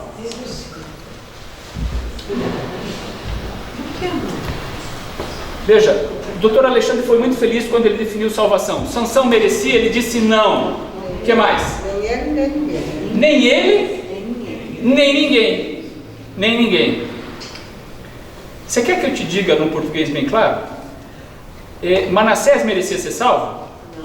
Não. Isaías, que escreveu o livro de Isaías, merecia ser salvo? Também não. Também não. O que nós fazemos de melhor é igual ao quê? Absorvente higiênico usado. Tem alguma mulher aqui que guarda absorvente higiênico usado na bolsa? Depois de usar, põe na bolsa. Quando você está com o dedo cheio de anéis, né? E você vai pegar um ônibus, então para evitar qualquer problema, você tira o anel e põe ele na bolsa, é assim? Quando você usa o absorvente. Então, que eu preciso, você pega e embrulha aquele troço e põe dentro da bolsa. Alguém faz isso? Isaías merecia ser salvo, pessoal? Não merecia. Sansão merecia ser salvo?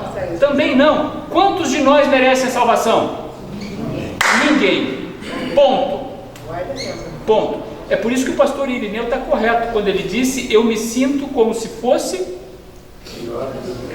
o pior dos pecadores. E essa frase não é dele, ele emprestou essa frase de um outro grande teólogo. Essa frase é de Paulo. O apóstolo Paulo disse que Jesus morreu por pecadores, vírgula, dos quais Manassés é o principal. Não. Manassés, vírgula, Sansão, vírgula, Raabe, tem uma porção de gente, são os principais. É isso que está lá? Não. Dos quais eu sou o principal. E era Paulo apontando o dedo para ele mesmo. Vamos ver como é que Deus define salvação. Vamos deixar Paulo falar. Efésios capítulo 2, verso 8. Porque pela graça sois salvos por meio da fé. E isso não vem de vós, é dom de Deus. Amém. Olha que maravilha, pessoal. Pela o quê? Graça. A salvação custa quanto para nós? Nada. A salvação é de graça. É por isso que muita gente joga fora, porque desgraçadamente nós não temos o hábito de valorizar o que é de graça. Mas sim, se a gente tem que pagar, tem valor, mas se é de graça, não. A salvação é um presente de quem? De Deus. E a salvação é um presente de Deus que está à disposição de quantos? Todos. Manassés merecia ser salvo? Não, mas a salvação estava à disposição dele, mesmo depois de ter cerrado Isaías ao meio? Sim ou não? Estava. Eu disse para você que a história de Sansão, sob o ponto de vista humano, teve um final terrível, porque era a história de um suicida. Agora vamos ver como é que termina a história de Sansão sob a perspectiva de Deus. E teve um final espetacular. Vamos para o livro de Hebreus. Hebreus capítulo 11. Nós precisamos do verso 1 e do verso 2. Ora, a fé é a certeza daquilo que esperamos e a prova das coisas que não vemos. Pois foi por meio dela que os antigos receberam bom testemunho. Olha só, Hebreus 11 é um capítulo espetacular. A gente já leu isso aí a semana passada, hein? E eu vou lembrar o que eu falei um pouquinho a semana passada. Olha o que Paulo está dizendo aí.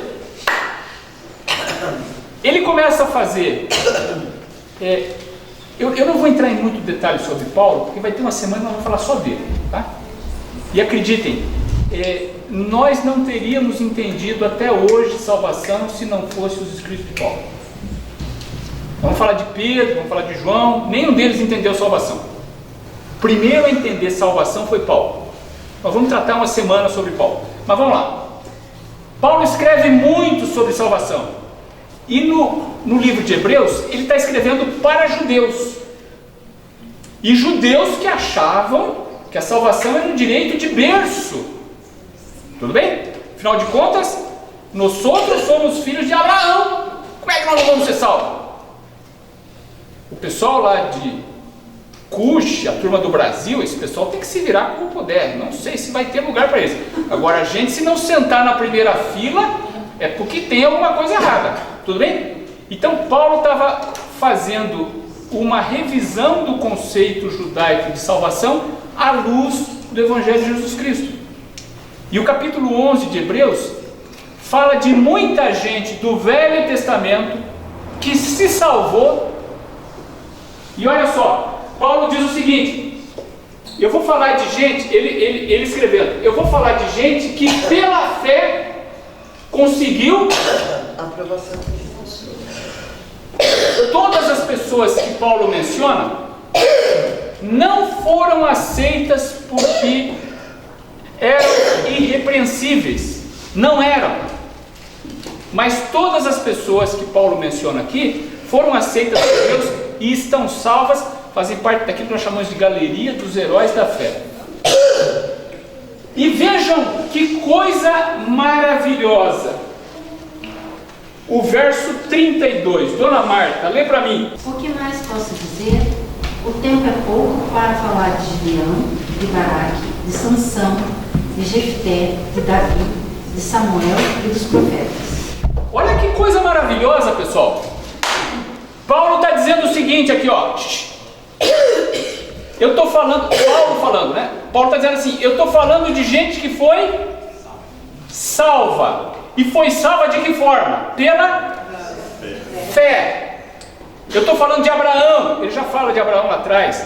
Eu estou falando de um monte de gente. Agora, em algum momento, ele diz o seguinte, o capítulo 11 tem que terminar. Eu não tenho mais tempo de falar de pessoas espetaculares. Por exemplo, não me dá tempo de falar de um sujeito chamado Gideão, não me dá tempo de falar de um outro juiz chamado Baraque. Eu não tenho tempo para falar de quem? Sansão, de Jefté, de quem? Davi, de quem? Aliás, esse é o assunto nosso daqui a 15 dias. Olha só, Paulo coloca Sansão na frente de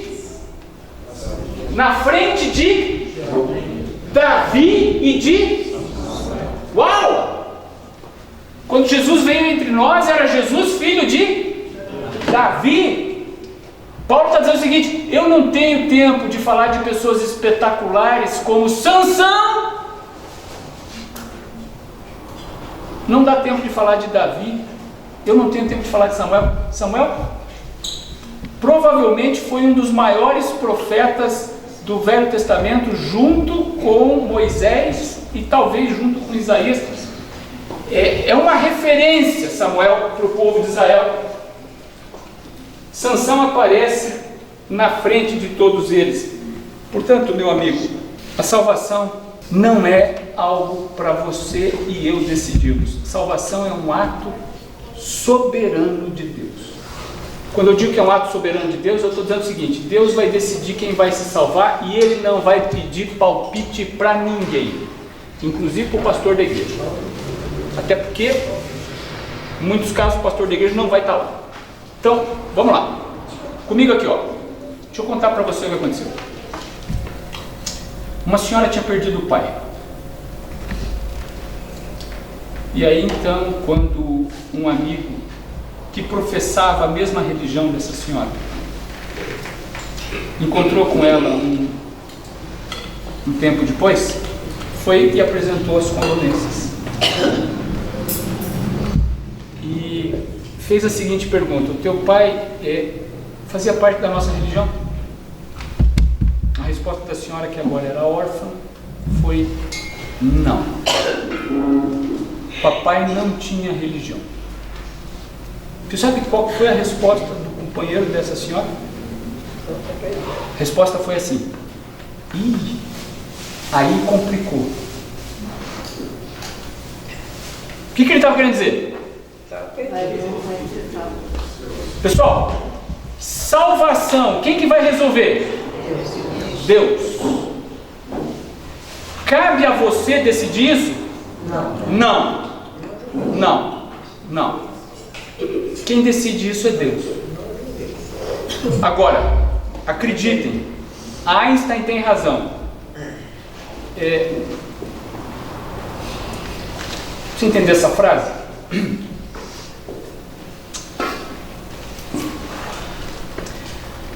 A física, isso é coisa de 100 anos atrás, a física dizia que dentro do átomo tem algumas propriedades que nós não somos capazes de identificar com certeza.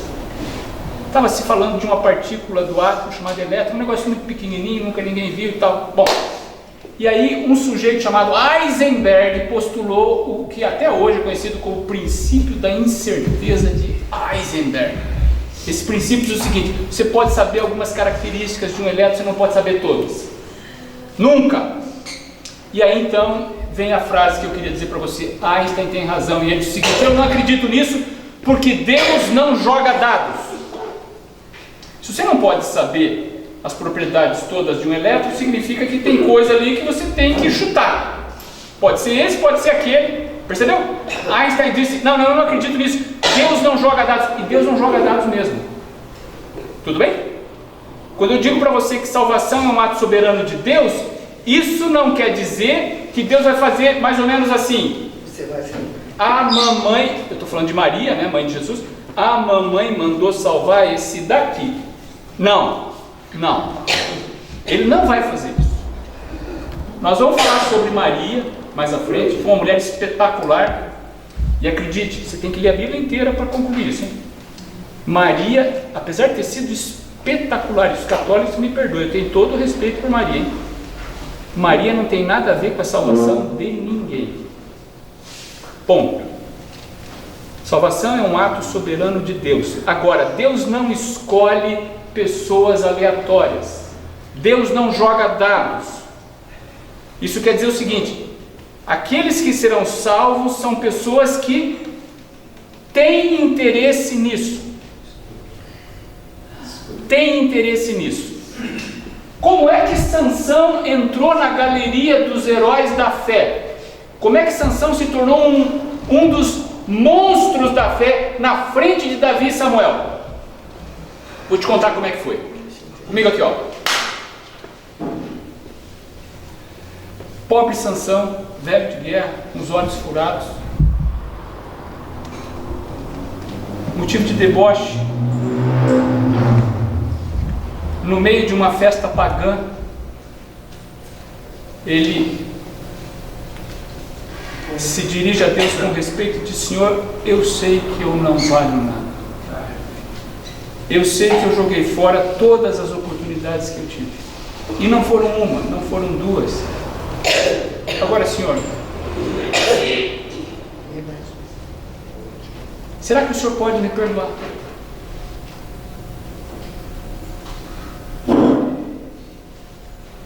Isso que aconteceu com Sansão, aconteceu repetidas vezes na Bíblia com outras pessoas. Quer um exemplo? Jesus foi para a cruz, ele estava no centro. Dos dois lados de Jesus estavam dois ladrões. No começo da crucifixão, os dois estavam xingando Jesus. Os dois. Tem um evangelho que diz isso. Os ladrões xingavam Jesus. Durante as 6 horas que separaram o início da crucificação, da morte de Jesus, o ladrão de um dos lados percebeu que quem estava no meio era alguém especial. Porque ele não xingava. Na verdade, ele se preocupava com a porção de coisas. E ninguém fica 6 horas do lado de Jesus de maneira impune. Ainda mais na cruz.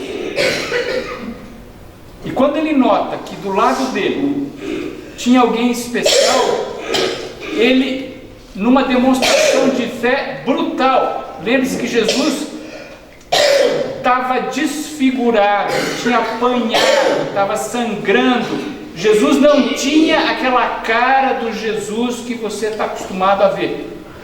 E mesmo nessa situação, ele olha para quem estava do lado dele e diz: Senhor Jesus, eu sei que o Senhor é especial. Será que o Senhor pode se lembrar de mim quando o Senhor voltar em glória? Quer saber o que aconteceu com Manassés? Depois de ter mandado serrar Isaías no meio, ele foi preso, ele foi levado para o cativeiro, e lá no fundo de uma prisão úmida, fedida e isolada, Manassés se lembrou de todas as bobagens que ele fez. Todas. E aí ele faz uma oração, isso está registrado na Bíblia. E Manassés diz assim: Senhor Deus, será que o Senhor pode me perdoar? Pessoal, quando Sansão, com os olhos furados, no meio daquela algazarra, se dirige a Deus e diz: Senhor, será que o Senhor pode me perdoar? Quando o ladrão na cruz se dirige a Jesus e diz: Senhor, será que o Senhor pode lembrar de mim?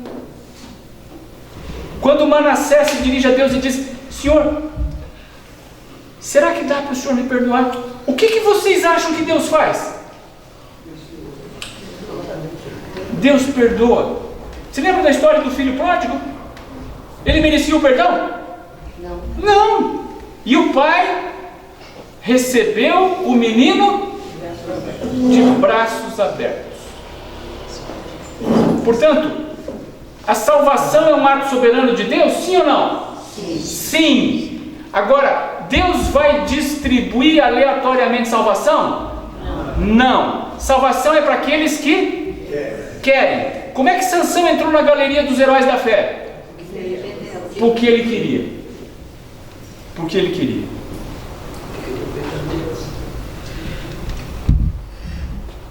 Agora então, um último conselho antes da gente fechar essa apresentação. Vamos deixar Jesus falar. Mateus 7, verso 1 e 2. Seu Renato, por favor. Não julguem os outros para vocês não serem julgados por Deus. Porque Deus julgará vocês do mesmo modo que vocês julgarem os outros, e usará com vocês a mesma medida que vocês usarem para medir os outros. Cuidado com isso, hein? Para muitas pessoas é inaceitável que o céu possa ter alguém que se suicidou, mas vai ter. Quer um exemplo? Sansão, ele se suicidou e Deus aceitou, e Sansão vai estar entre os salvos. Eu não estou dizendo que todo suicida vai para o céu, hein? Não falei isso. Estou dizendo que Sansão se matou e Sansão vai para o céu. Portanto, não cabe a ninguém julgar questões de salvação quanto aos outros. Cada um de nós tem que olhar para o próprio espelho e tentar ver se consegue resolver a sua situação. Tudo bem? Quanto de mérito nosso existe nisso? Nenhum. Não existe nenhum. Depois de ter ouvido a história de hoje, eu só tenho mais 2 slides. Qual que deve ser o nosso pedido?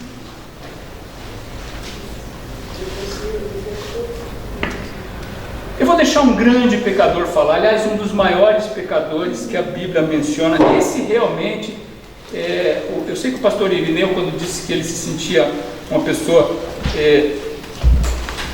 numa situação difícil, a situação do pastor Irineu não se aproxima do sujeito que vai falar aqui. Vamos para Salmos 51, verso 10? Metade da Bíblia. Salmos 51, verso 10. Ó Deus, cria em mim um coração puro e dá-me uma vontade nova e firme. Davi foi um dos maiores pecadores que a Bíblia apresenta.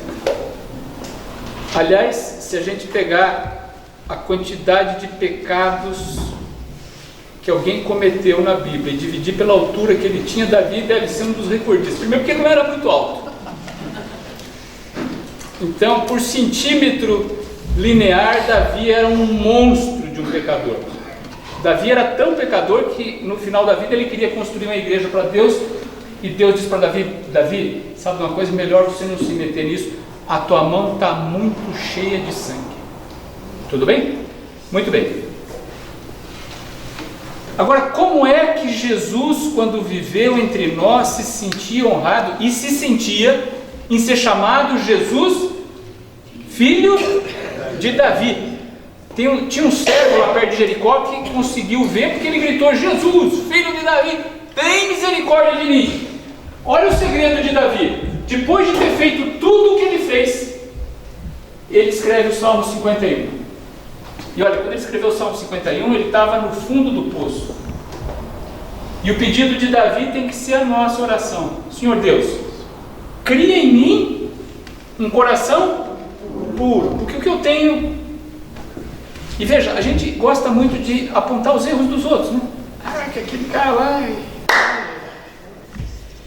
E renova dentro de mim um espírito reto, inabalável. A história de Sansão está aí para mostrar para você o seguinte: o Deus da Bíblia é o Deus das causas perdidas. Como é que começou a história da semana passada? Perdida. E como é que ela termina? De forma espetacular. Como é que começa a história dessa semana? Espetacular. Lá Pelos 5 para meia-noite a história se torna perdida. E como é que ela termina? Espetacular. Dalila não tinha nada, aliás, me perdoe, Raabe não tinha nada no início. E ela consegue conquistar tudo. Sansão tinha tudo e joga tudo fora. E no final ele consegue recuperar tudo de volta. Faltando 5 segundos para meia-noite. Essas histórias estão aí para mostrar o seguinte: eu não sei qual é a tua situação. Agora, uma coisa eu sei: o inimigo de Deus gosta muito de fazer o seguinte: primeiro ele te leva a pecar, e depois que ele te bota no fundo do poço, ele diz o seguinte para você: você tem que ter vergonha na cara, porque você não merece. Você não merece. Você não vale nada. Você é um salafrário. Você é um salafrário. Eu, se fosse você, o inimigo falando para você, eu, se fosse você, eu me matava já. Ele faz como fez com Jesus: pula daqui para baixo, toma veneno. Você não vale nada, cara. Não tem conserto para você. Essas histórias estão aí para mostrar o quê? Não importa quanto você tenha errado, o que mais? Sempre existe esperança. Esperança. O Deus da Bíblia é um Deus de perdão, é um Deus de esperança. E acredite, o Deus da Bíblia não perdeu a vontade de salvar. É o mesmo de Manassés, é o mesmo de Sansão, é o mesmo que está te esperando. O que você precisa fazer? Antes de dormir em casa, que é o meu conselho, quando você estiver prontinho para dormir, travesseirinho arrumado, cobertinha puxada, etc e tal, só você e Deus, leia o Salmo 51. E quer mais uma sugestão? Termina dizendo mais ou menos assim: Senhor, será que o Senhor pode fazer por mim o que o Senhor fez por Davi, por Sansão e por Raabe? E eu vou dizer para você o seguinte: se você fizer isso de todo o coração, com tudo aquilo que está escrito na Bíblia, eu garanto para você, você vai dormir com o teu nome entre os salvos. Fecha os olhos, eu vou orar por você. Obrigado, Senhor, pelas histórias que a Bíblia nos conta. Obrigado pelos exemplos extraordinários de que o Senhor não desiste de nós. Amém. Reconhecemos que não merecemos, reconhecemos as nossas limitações, os nossos problemas, os nossos defeitos, e sabemos que o inimigo nos atormenta, nos acusando dia e noite. Mas, Senhor, tem misericórdia de nós. Amém. Cria em nós um coração puro. Amém. Renova dentro de nós um espírito reto. Amém. Por amor em nome de Jesus. Amém. Amém. Vai com Deus, uma boa semana para você. E não esqueça, pessoal, semana que vem nós vamos estudar Ruth. Ruth mostra para nós que as escolhas não dependem da situação que se vive. Sansão, perfeito, uma vida boa, uma vida excelente, as escolhas que ele teve. Ruth estava numa vida ruim, olha a escolha que ela teve. Ou seja, não culpe a tua situação, o resultado das tuas escolhas. Não tem nada a ver. Deus acima de tudo.